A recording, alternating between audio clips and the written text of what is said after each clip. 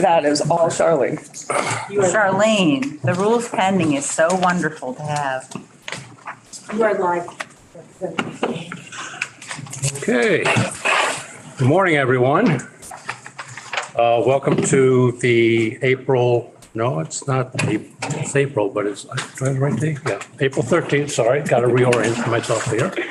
Didn't know if I was looking at minutes of the agenda. April 13th meeting of the Legislative Committee on Administrative Rules. We do have a full agenda, so I want to move things along here. So we'll start with introductions. And to my left, Anthea Dexter Cooper from the Office of Legislative Counsel. And Representative Mark Higley from the Orleans-Lamoille District. Representative Carol Odie from the north end of Burlington. Representative Seth Baumgartz. I represent Arlington, Manchester, Sandgate, and part of Sunderland. Senator Dave Weeks from Proctor, representing Rutland County. Ginny Lyons, representing Chittenden Southeast, Senator. Mark McDonald, representing Orange County. Representative Trevor Squirrel, representing Underhill and Jericho, and back here. Charlene Dindo, Committee Assistant. And Lindsay Schreier, Administrative All right, Assistant. thank you. Great. First item on the agenda are the minutes of April 6th. To approve. Move to approve. Okay, we have a motion. Any discussion? All those in favor, please say aye. Aye. Those opposed? First rule for discussion this morning, 22P42, Department of Health Radiological Health Rule.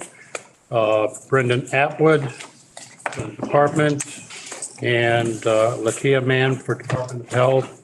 And then we have Daniel Bidek, is that how you pronounce it? Bidek. Will also be speaking, but well, floor, Brendan, it's yours. Thank you, Mr. Chair. Good morning. Good morning, committee members. For the record, my name is Brendan Atwood. I'm a policy advisor with the Department of Health. With this filing, the department is proposing to amend the radiological health rule. By way of orientation, the radiological health rule has three parts. Part A establishes the standards for the control of ionizing radiation that's produced by machines for the protection of occupational and public health. Part B establishes the requirements for radioactive materials, and Part C establishes requirements related to the site of what is now the former Vermont Yankee Nuclear Power Station. Through Part A of this rulemaking, the department is effectively establishing for the first time a comprehensive regulatory framework for the control of ionizing radiation that's produced by machines, mostly in the form of X-rays.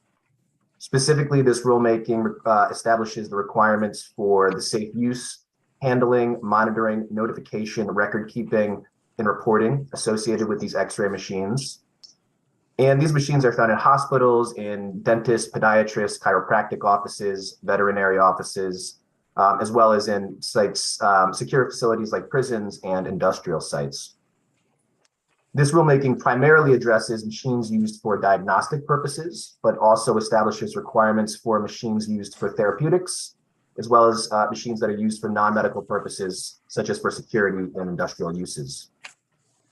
In addition to the amendments in Part A, this rulemaking also includes several minor technical changes to Part B of this rule. These are required by the Nuclear Regulatory Commission. And there have been no amendments that impact the site of the former Vermont Yankee Nuclear Power Station. In drafting this rule, the department worked with a very long list of stakeholders, both inside and outside of state government, including the University of Vermont, the UVM Medical Center, Ben & Jerry's, Champlain Cable, the Department of Corrections, OPR, and several of the boards that work underneath them, as well as many others as well. And we also convened a number of in-depth review sessions with representatives from the UVM Medical Center, with UVM, and then separately with Department of Corrections. And those conversations resulted in numerous updates and revisions to the proposed rule. So that's a pretty high level overview, and I'd be happy to answer any questions that you may have. Ready? Does Ben & Jerry's have a new flavor that we haven't heard of? I'm not okay. Representative Mongard. Just to ask the question, I assume that the group of stakeholders you met with included like dentists? They did, yes. And we actually received a number of public comments from folks in the dentist profession, and that we responded to as well. And I should add that the dental examiners board also had an opportunity to review the proposed language. So in the end, it felt to you like you had consensus among the stakeholders? Yeah, absolutely. In terms of the comments we received from the dentist in particular, most of the points that they had and concerns that they raised were easily addressed by the comments, and for the most part were, I think relied on a misunderstanding or misinterpretation of what the rules did. So yes, and I think it's very fair to say that we had broad consensus in support of this rule. The committee should have received a letter of support from the University of Vermont Health Network and their chief medical physicist and their radiation safety officer yesterday. So everything we've heard from stakeholders has been positive, and we've certainly heard for a number of years the need to have this type of comprehensive regulation here in Vermont, which currently is mostly absent. Any other questions for Brendan? Okay. I assume that Latia is just here for support. About that. It's Lydia. Lydia, sorry about that. It's all right. I think there's a typo on the agenda there. Yeah, that was Lydia's just here. She's the technical expert who was a big part of helping draft this rule. And I just wanted to be sure that she was able to field any questions that would fall outside of my wheelhouse. Thank you. Would you like to say anything? Are you all set?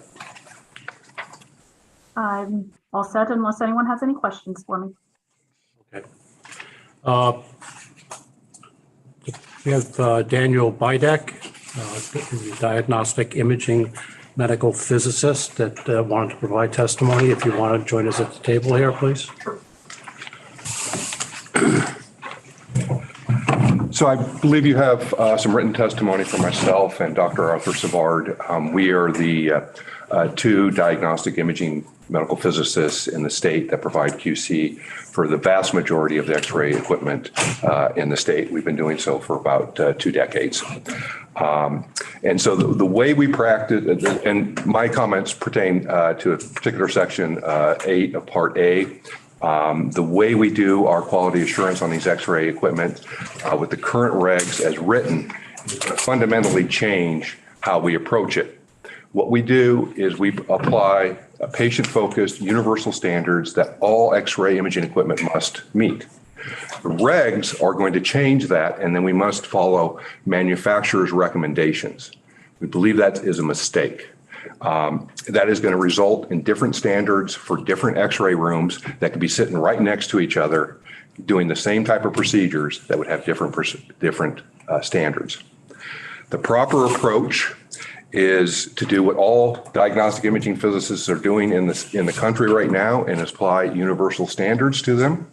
Other states that we've worked in, that's the approach that they use.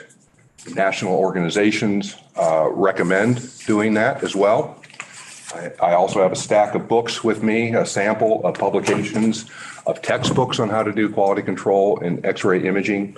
I have publication from the American Association of Physicists in Medicine, the American College of Radiology, the National Council of Radiation Protection that are all using this same method. In discussions with the Department of Health, I understand that they believe that the FDA's Mammography Quality Standards Act, MQSA, would advocate for using manufacturers' recommendations. I'm happy to answer questions. It's a little bit detailed about it. There's a kernel of truth in that, but the reality is very much different. The edit that I've suggested is actually in line with what the Mammography Quality Standards Act does. Namely, I'm saying let's apply universal standards that have the patient in mind for all equipment. And if new technology comes about and that doesn't apply for some reason in the minds of the qualified expert that's doing the examination, then we can apply manufacturer's recommendations in that case. That I believe is the proper way of doing it. If we cannot make those edits, then in my opinion, I recommend against approval of this until we can get this fixed. Major changes of long established protocols and philosophy that have been established over the decades by experts, in my opinion, should not be changed without overwhelming justification. And in my opinion, that doesn't exist. And if I may, I assume you've had conversations with the Department of Health around your concerns? I have. Okay. Would the department like to respond? Thank you, Mr. Chair. We would. So we've had extensive conversations around this point, and as Mr. Bidek suggests, the provision that he's referring to was borrowed directly from the FDA's regulations, which require that the manufacturer specifications be adhered to. Moreover, and perhaps more importantly, there's nothing in this rule that restricts supplemental testing. So if Mr. Bidek thought in his professional judgment that additional supplemental tests were necessary, there's nothing in the rule that would restrict him from doing so. And so it's certainly the perspective of the department and the stakeholders that we've worked with that the absence of a regulation in this space is not in the patient and the workers' best interest and does not optimize their protection.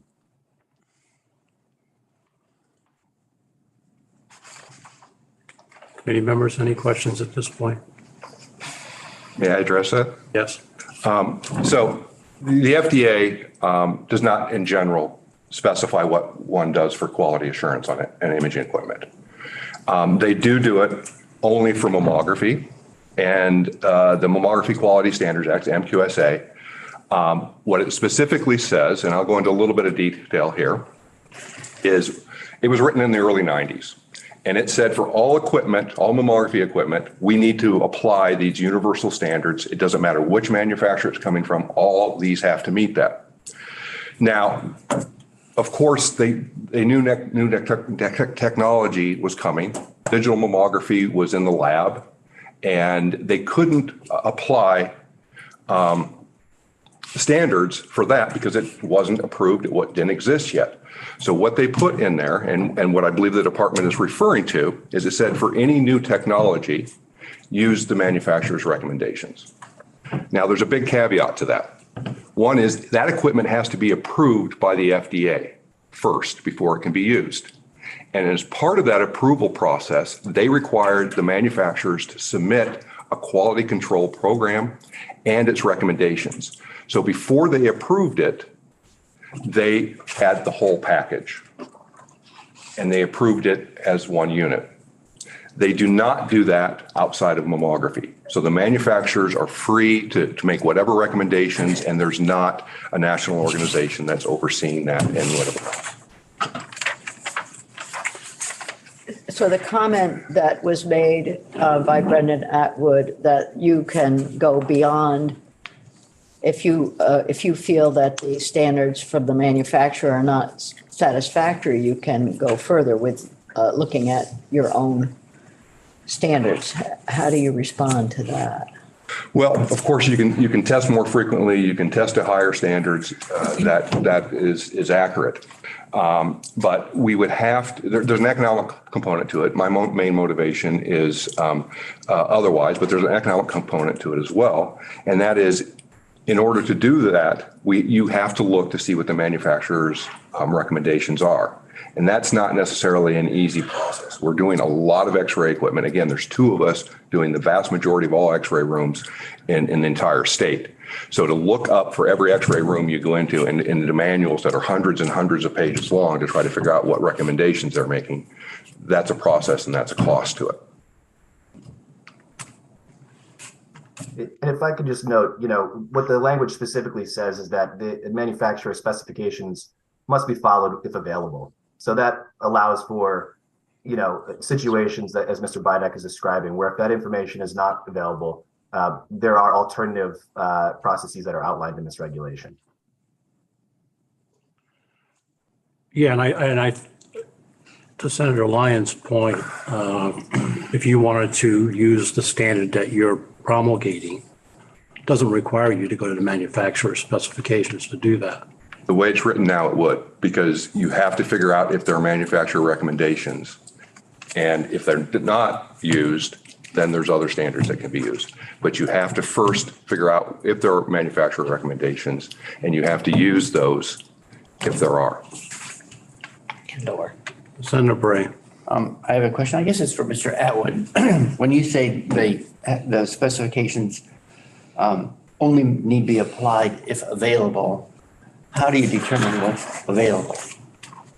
That's a great question, Senator. I think, much of this rule relies on the discretion and the expertise of the professionals who apply these modalities. And so I think it's the department's general posture that we would take a pretty generous perspective on that.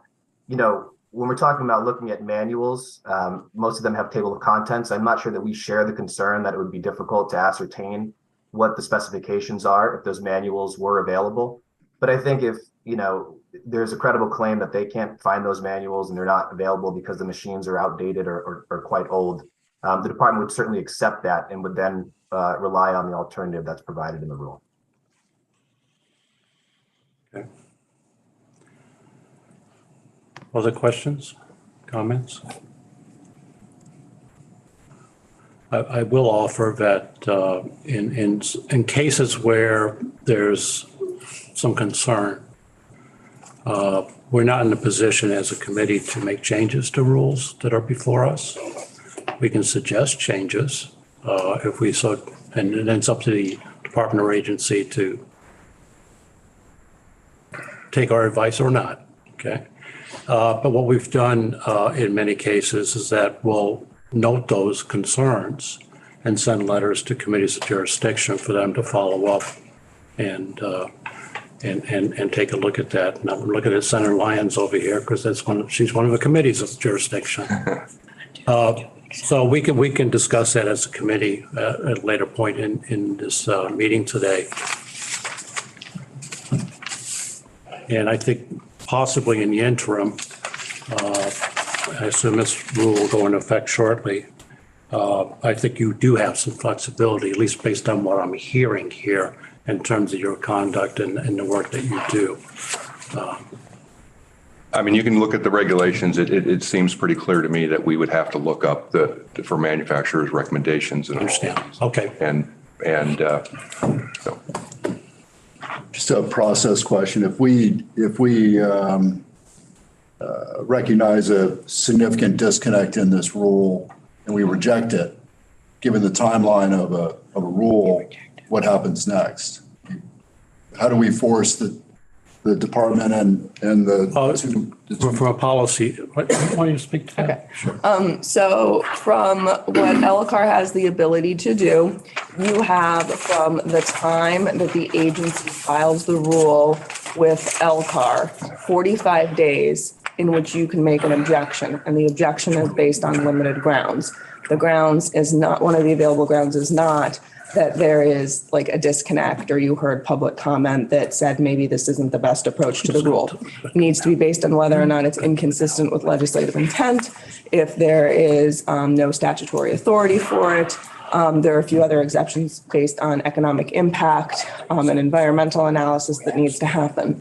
So if you object to a rule, the agency has an opportunity to respond to that objection, and then Lcar would need to certify the objection. Both of those votes takes a majority of the members here. That still doesn't stop the rule from going into effect. It basically puts a blemish on the rule that says if this is challenged in court, the burden of proof shifts to the agency to then say Lcar was wrong when they said that this was, for example, inconsistent with legislative intent. What has happened from a, not within the APA, but in the administration working with Lcar perspective is, and you joined Lcar at the tail end of when you were working on the pesticide rule, sometimes the administration will grant extensions on that 45-day review period to allow it to provide additional information to the committee or to respond to concerns that are raised by constituents or members of the public who testify about a rule. And then Lcar would be in a position to have more than the 45 days to object to a rule. It doesn't change the fact that Lcar can't go in and say, change this sentence. That requires the agency to want to do that. Senator Lyons. So I'm very sensitive to the need to follow professional organizations and their recommendations for this type of evaluation. But I'm also very sensitive to the work that the Department of Health has done. I'm hearing from the Department of Health that there's latitude or extensive latitude given in the rules. But it doesn't sound like the folks who are carrying out or implementing the rules are reassured.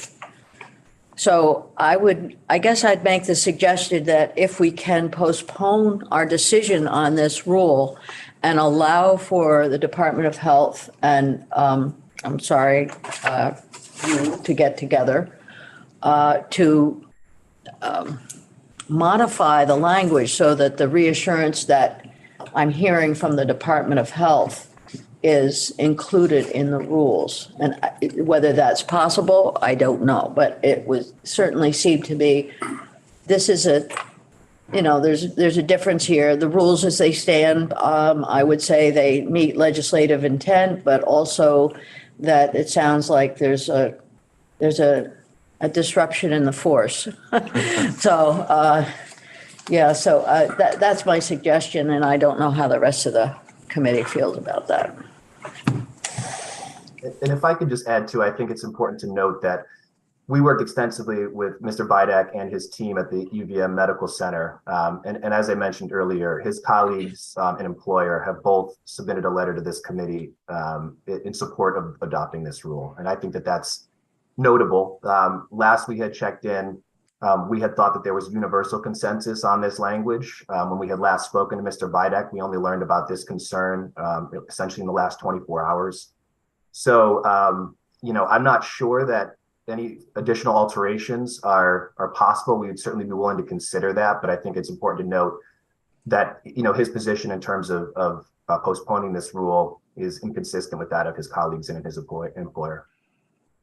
We're going to have committee members that have questions. I think Representative Fig. No, I don't necessarily have a question, but I agree with Senator Lang on this one, that we should be able to do that. Senator Weeks. Yes, sir. If I could, just to clarify, is your company contracted by Department of Health for these inspections, or what's the relationship between your company and the department? I have no relationship with the department. But somehow you're contracted. No, I'm not. I'm an employee of the University of Vermont Medical Center, but I'm here representing myself, not the hospital. Okay. My colleague, Dr. Savard, has a private consulting company. Okay. I would like to address that. I have other committee members that want to speak. Okay. If I may. Representative Odie? No, You're all set. Anybody else? Okay, Mr. Yeah, it was implied that my colleagues disagree with the edits that I've made. I don't believe that's true. A couple of my colleagues are in favor of passing this despite this error in it. What the edits that I've made, that I've talked to people that are diagnostic imaging physicists, they all agree that this should be changed. I've not been done a large sample, but and the change that I've made is again how it's been practiced. It's how we've done it in this state and in other states that Dr. Savard and I have worked over the years. And what we're doing essentially is just switching the priority. It's like instead of using manufacturers' recommendations as the first priority, use universal standards and then manufacturers' recommendations if those universal standards don't apply. And that's, again, I've got a stack here, and I can make the stack as high as I wanted of different reports and publications that back up that approach. Okay, thank you. Can I just ask one question?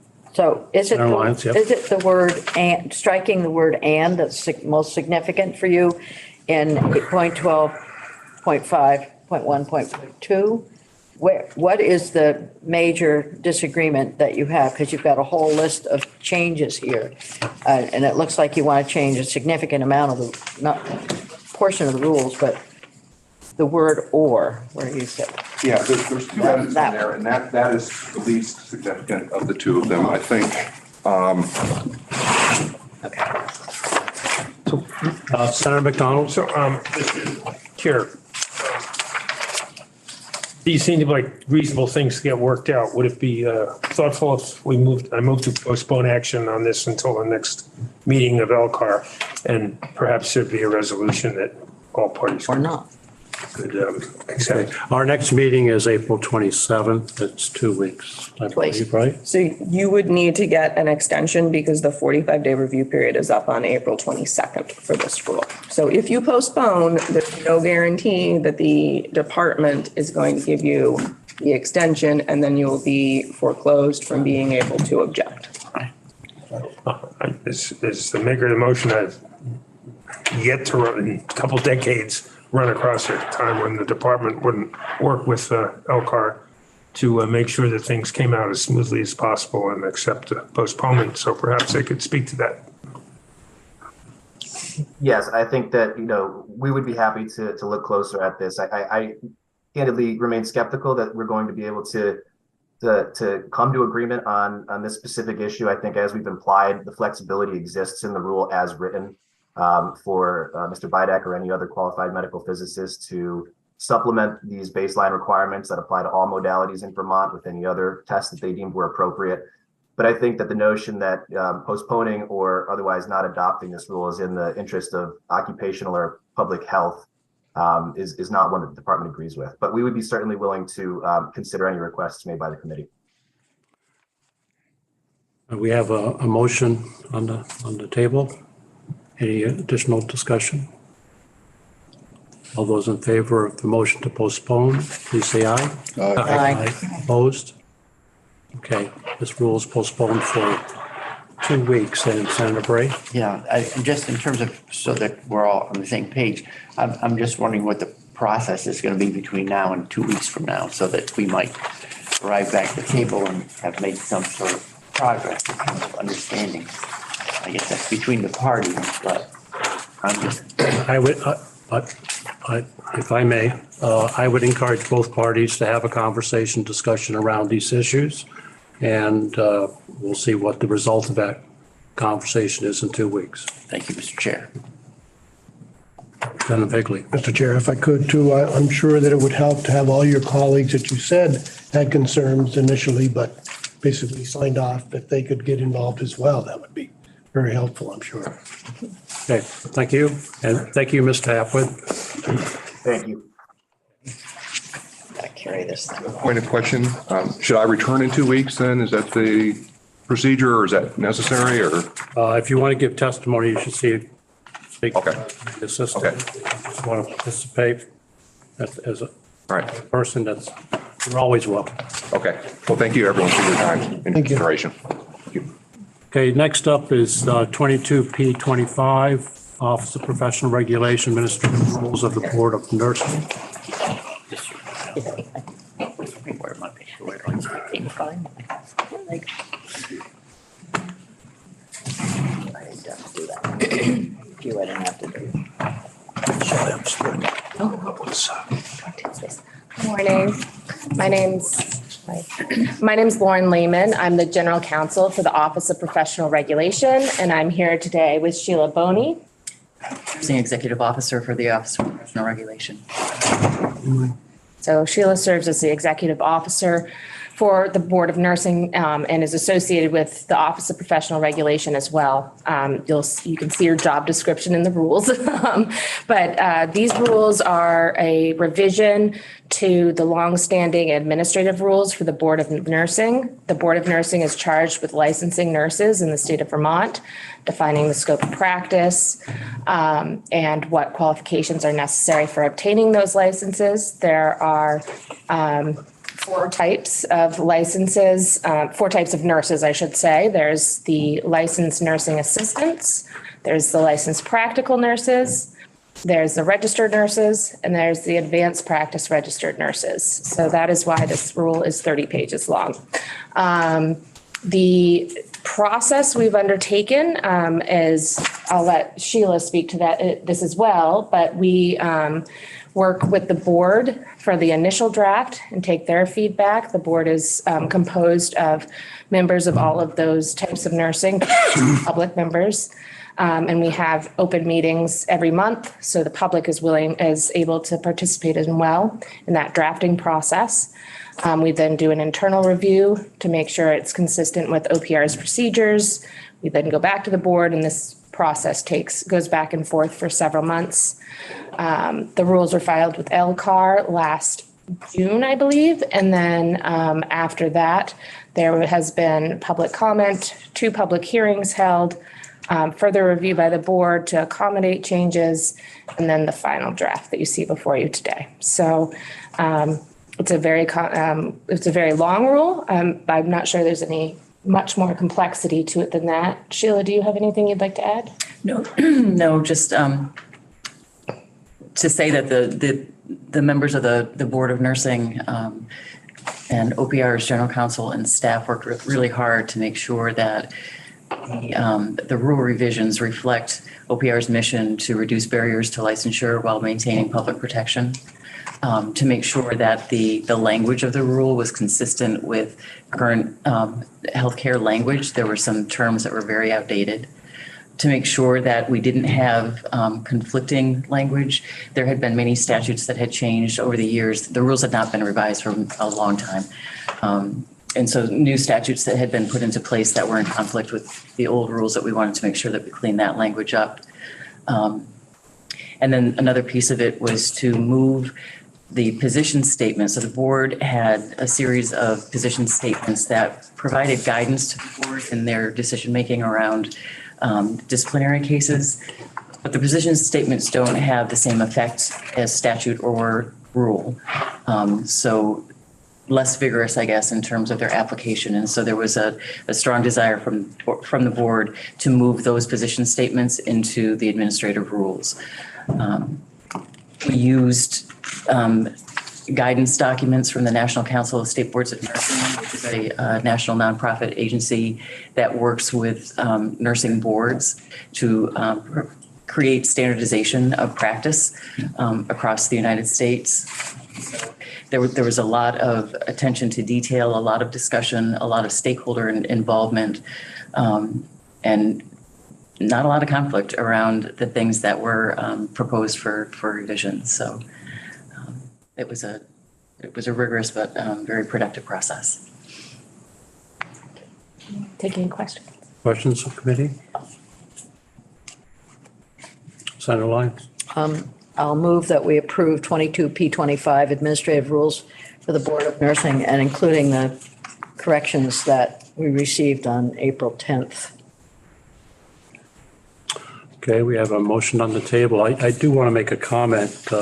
As I was reading through the responses to the rulemaking, I was pleased to see that you incorporated a number of changes based on those comments. So it felt like a very collaborative process. I cannot take credit for that. I assumed the role after my predecessor, but Sheila has worked really well with it, and we've really tried to incorporate the public. And That's great. Any other comments? Okay, we have a motion on the table to approve Rule 22P25. All those in favor, please say aye. Aye. Opposed? Okay, thank you very much. Thank you. Next up is 23E02, Emergency Rule 02, Office of Professional Regulation, Emergency Administrative Rules for notaries public and remote notarization. And again. different hat. So thank you. But what you have before you today are the emergency rules that this committee has considered multiple times since March 2020. And I have to come here today and ask if you could please extend it one more time.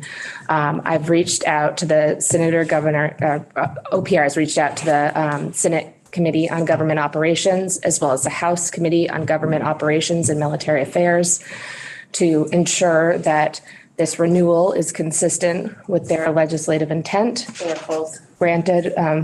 Representative Higley was there as well, in that it's consistent with the intent of the legislature to continue these rules. To apologize, our office has gone through a significant transition in the last 6 months. We've had staffing shortages, I've been the only attorney for for the four attorneys. And so I've not been able to draft what is a complex and evolving area of law. The underlying law has also changed every year since 2018. So that has added an additional layer of complexity. So I ask and at the same time, I don't want our deficiencies to impact these essential transactions in the marketplace. Folks have become used to being able to provide notarial acts remotely. So I'd hate for OPR's lack of staffing to have that ramification for other parties on those transactions. So I would ask that you give us till September to get a draft rule in the works. And that's in process now? Yes, we're working.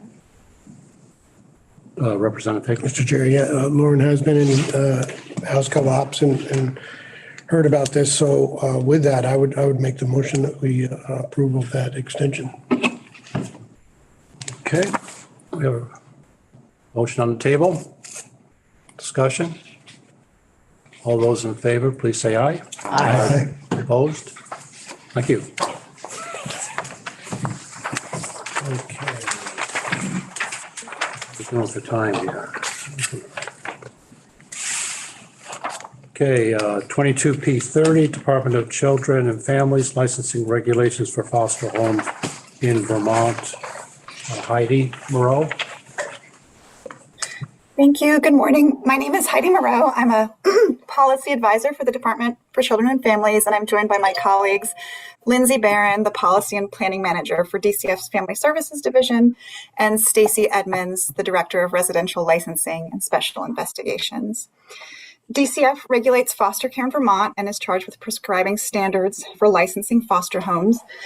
The amendments to the foster care licensing rules incorporate policies and practices concerning non-discrimination and affirming care that have been part of DCF's licensing process for approximately the past 5 years. By adopting these policies and practices as rules, DCF intends to ensure that children throughout the state have access to safe and supportive foster care placements, regardless of their race, religion, culture, gender identity, or other similar characteristics. DCF sought feedback from a variety of stakeholders, including the Vermont Parent Representation Center, Vermont Voices for Vermont Children, and the Vermont Citizens Advisory Board. We received 4 comments on the proposed rule, none of them objecting to the proposed amendments. In response to one of the comments regarding the protected classes listed in Section 200, we revised the language to align with Vermont's Public Accommodations Act. The department also proposes some modifications to the final proposed rule in response to feedback received from Legislative Counsel.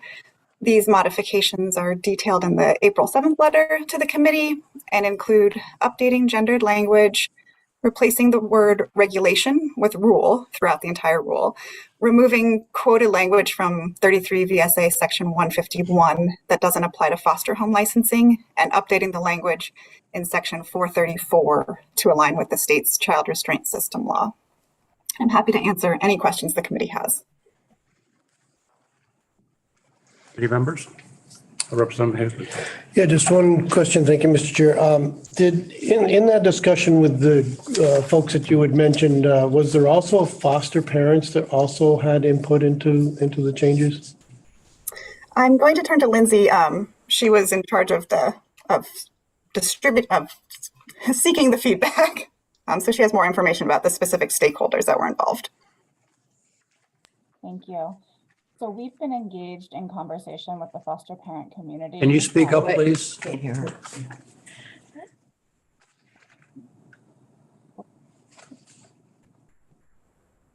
that a little better?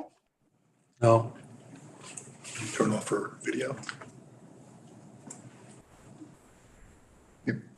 Should we temporarily turn her up? Yeah, well, that's what we're doing right now, just doing it remotely. It's about as up as it can get. Okay, I will try to just speak up. Is that Okay. So we have been engaged in dialogue and discussion with the foster parent community for a number of years now, as we are also working on a more comprehensive set of rule updates pertaining to foster care standards.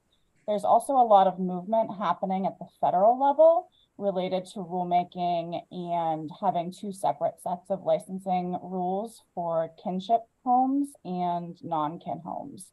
And so there's a lot of movement happening, and we've been providing some updates and taking feedback across a range of topics over the course of several years. This was a small update that happened to move quicker than some of those other updates in the works. Okay, thank you. As far as the notification, we notified all members of VFAFA, which is the Vermont Foster and Adoption Association, as well as Vermont Kin as Parents, which also partners closely with us on the kinship side of the foster community. Senator Weeks. Yes, sir. Thank you. So to Representative Higley's point, though, did you receive specific feedback from foster parents, whether positive or negative, on the change? That's really the nature of the question. We didn't receive any comments from foster parents on these amendments. But they did see it. But did the foster parents review the rules? Did the foster parents actually review the rules? So their lack of response might imply acceptance. Or if they didn't receive the rules, then they didn't have a chance. Right. So I've had some one-on-one conversations with foster parents, just through those relationships that already exist. I know there have been some local community conversations about this change, as well as additional ones coming down the pike. We've had some conversations about our existing policy and how that applies to the licensing process, and how we work hard to support kids and making sure they're supported and affirmed. That has been more casual and just diving into practice type of conversation, as opposed to any formal submitting of comments on the rules. And the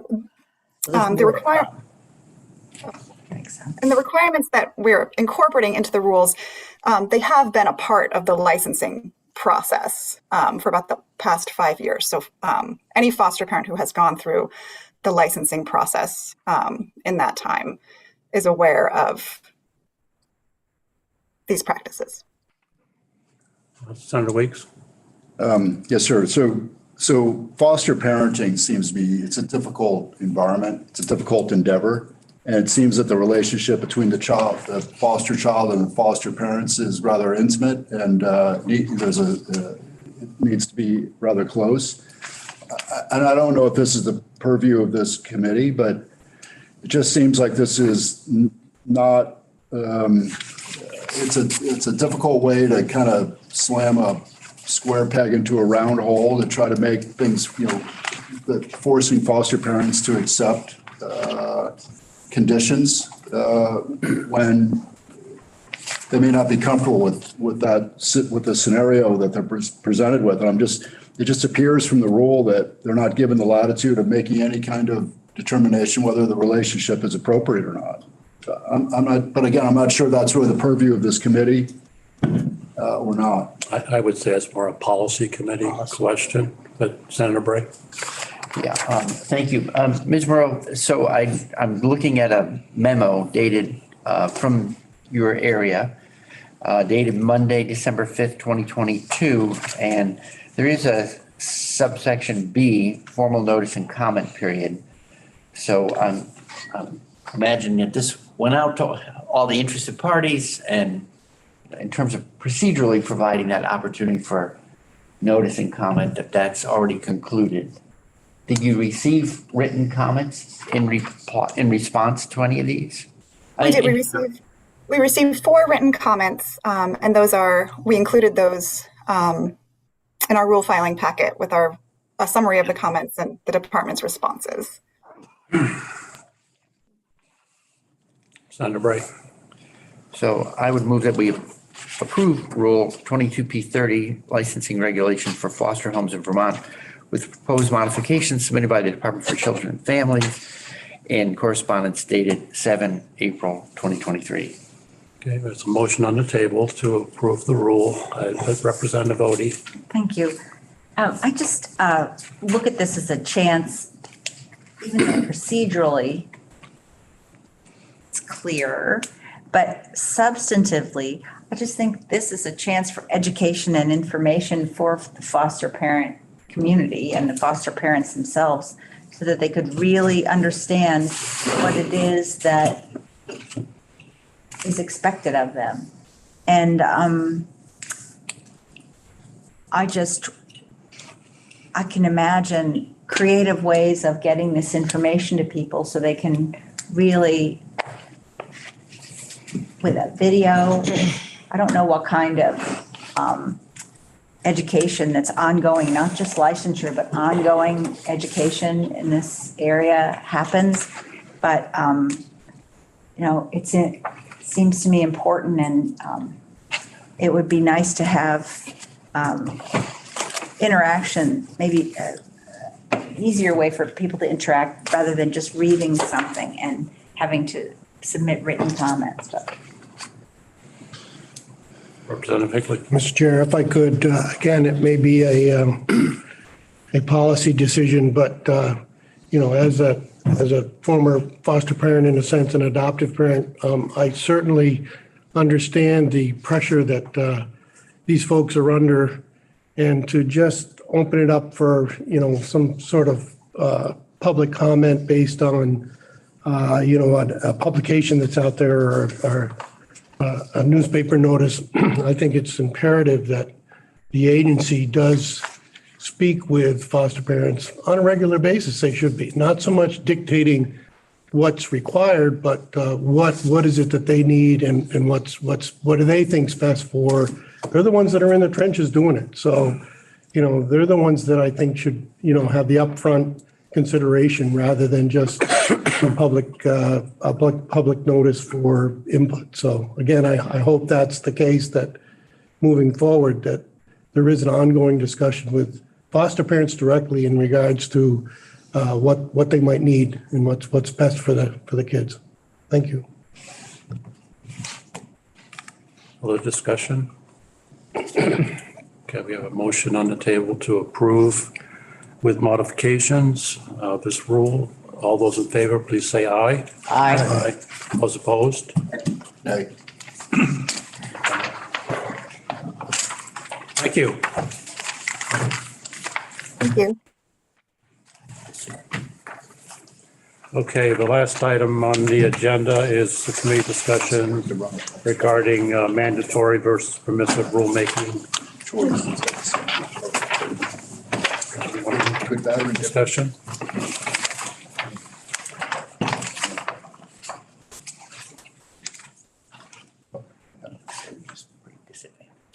Okay, go ahead. So I have updated versions of the two documents you looked at yesterday. The changes that have been made is, instead of saying at the end, and this is in the memo of the first paragraph, that this will be discussed at a chairs meeting, it says members of Lcar can be available for a discussion on this at future chairs meetings. So it is consistent with the direction the committee wanted to go, but that's the change that you've seen. I also updated it so that it will be sent on April blank date, not March blank date. Okay, any discussion? Just like to push my agenda on this, which is this is a chance for us to, as individual Lcar members, to even hand deliver this to some people, just as we're discussing with the, how can people really react, the foster community, to a piece of paper sent to them? Will they really engage with it? And is that the highest, best way we can do the outreach? I think this could take a personal touch here. Okay. This is me. I concur. I'm happy to educate my morning committee chairperson. She needs all she can get. Well, I'm comfortable with this document and process. I will be speaking to the speaker over the next week. I think, given the nature of where we are in the session, this might be something that goes to the front end next session, next year. just because of the timing of it. Like most people are probably on the same page. I'm not sure if a lot of chairs are going to pay a lot of attention to it at that conversation. Now, tell me that you disagree, but. Well, in a sense I do, because I know at least in our committee, we've kind of had a lull right now. We're doing a lot of charter changes, that sort of thing. So it's in between, looking at some of the Senate bills and so on, but there is a little bit of free time, so. Okay, I will speak to the speaker and see how she feels about that. If you personally want to go have that conversation with your chair, I don't see any reason why you shouldn't, okay? Keeping with sort of how we want to approach this, right, as permissive as opposed to mandatory. Yeah. My thoughts. I think in the long run, that's fine. No problem with that. But right now in my community, there's no way it's just going to go. Yeah, I think it depends. That's the way it would have to be. Next fall is the time to really do it. Nothing wrong with doing it in the interim too, but. Right. Yeah. My committee's going to shut down in a couple of weeks, boom. Okay. Yeah. Okay. We need to vote on this. So vote on the memo, and also I'm going to point out the two changes on the attachment to the memo. So one of the things that you brought up in your discussion at the last meeting was in terms of the considerations for requiring rulemaking, there's all the other stuff that can be done that's not a rule and not statute, policy, guidance documents, procedures, some of which is defined in the APA, some of which is not. So adding an additional consideration whether a guidance document, policy, practice, procedure, et cetera, is more appropriate.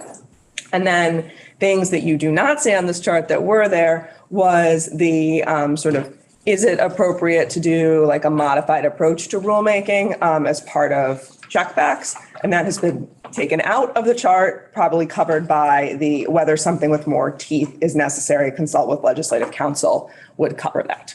So those are the changes to the chart.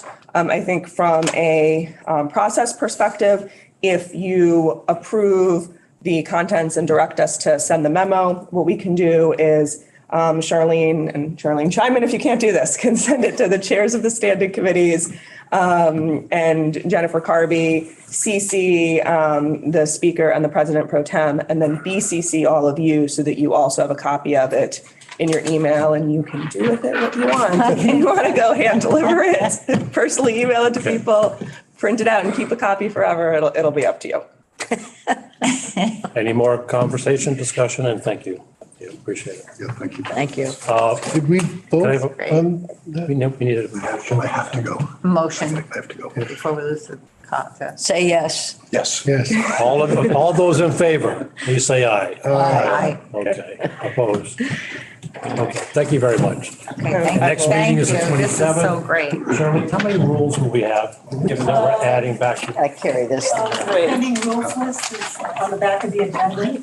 I think you'll have Department of Liquor and Lottery, radiological health rule, and then the PUCs yet again continuing their emergency rules. 3. Oh, okay, yeah, all right. Well, 3 rules. God knows what's up. Okay, thank you, everybody. Feel bad that